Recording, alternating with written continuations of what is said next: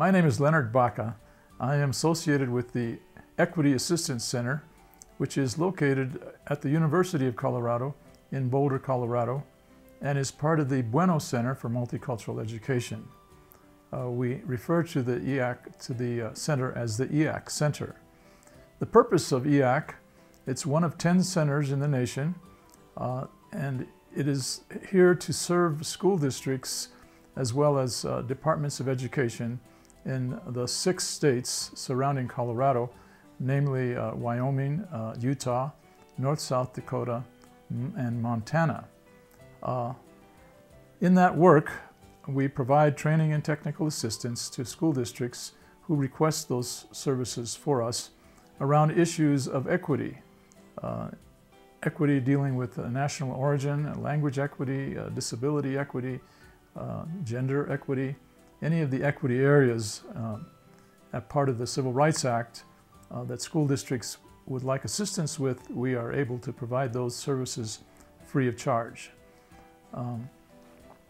The presentation that we're going to make this afternoon is part of a national conference which was held in Denver recently and was part of the National Association of Multicultural Education.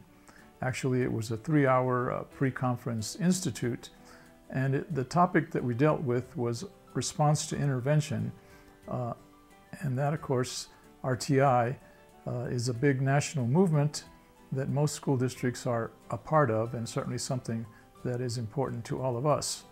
Our focus with RtI will be on English language learners. We all are concerned about English language learners and their achievement, and as we move into RtI, what to do with English language learners within the RtI context will be the focus of this presentation. Let me say a word or two about the concept of RtI before we move forward. RtI is a concept which was basically borrowed from universal design, which is a concept within the field of architecture.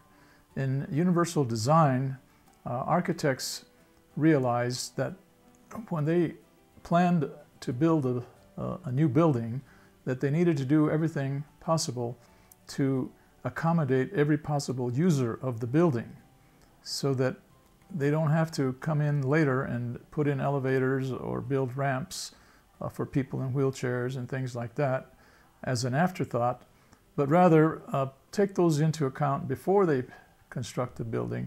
That way, people who are deaf or blind or physically handicapped or have any other need can use those facilities and can navigate the building very easily. So educators borrowed that concept and brought it over into the field of education and asked themselves the question, what would a classroom look like if it was designed to serve every possible student that came into the school, whether they were gifted and talented, whether they had some form of disability, whether they were in a wheelchair.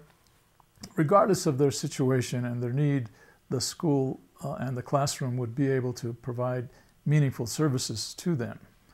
This is a pretty big and tall order. RtI, in order to accomplish that goal, uses tiers of instruction. Usually it's a 3-tier system. Occasionally you'll find a 4-tier system.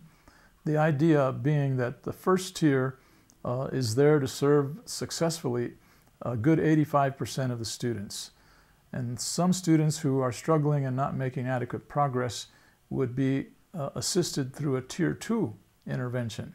And that would include another 10% of the students. And finally, the final 5% would be served in Tier 3, which would essentially be the special education unit or services.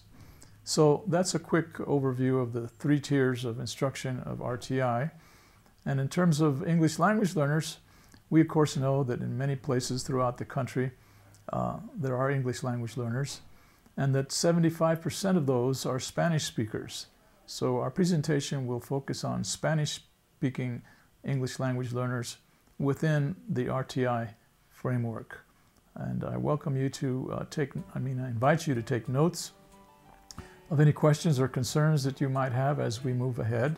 And we will allow time at the end for discussion and comments so that we may learn from one another's experience with the implementation of RtI.